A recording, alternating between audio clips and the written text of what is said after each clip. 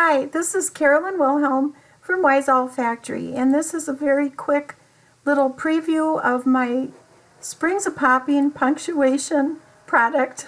So in this lesson they learn about the conventions in writing regarding punctuation, to recognize and name punctuation, and they learn about asking words.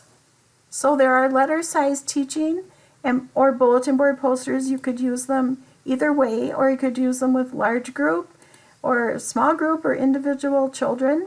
There's punctuation flowers to print out as letter-sized teaching posters, or you could cut them out for a bulletin board.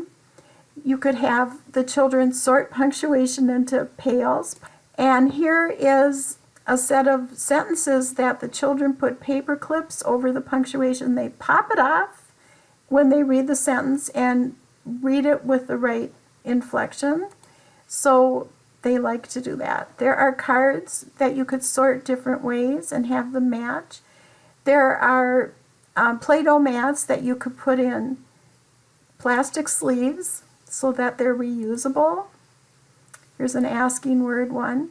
So these cards could be sorted also into pocket charts. Check out the preview on my product too, because of the freebie. Thank you very much for listening.